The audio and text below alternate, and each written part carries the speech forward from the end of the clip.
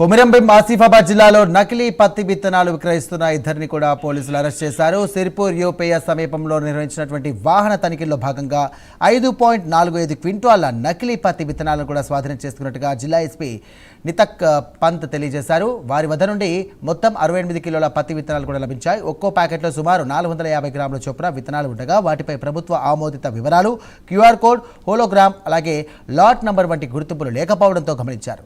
దీంతో వెంటనే వ్యవసాయ శాఖ అధికారి ఆనందరావుకు సమాచారం అందించగా ఆయన పరిశీలించి వాటిని నకిలీ పత్తి విత్తనాలుగా నిర్ధారించారు.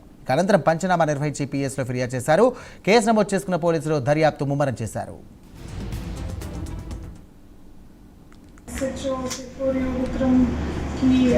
కొద్దిగా ఇద్దరికి సస్పిషియస్ మూవ్మెంట్ ఉంటే అప్పుడు వాళ్ళ ఆపారు.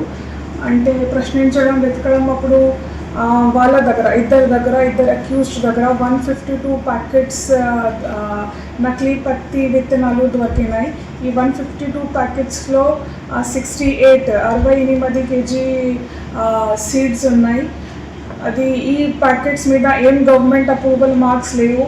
ఎగ్జాంపుల్ అంటే hologram, QR code, lot number, batch number అన్ని డీటెయిల్ ఐడెంటిఫికేషన్ మార్క్స్ లేవు. అగ్రికల్చర్ ఆఫీసర్ కూడా ఇది కన్ఫర్మేషన్ ఇచ్చారు కి అన్ని నకిలీ పత్తి విత్తనాలు ఉన్నాయి.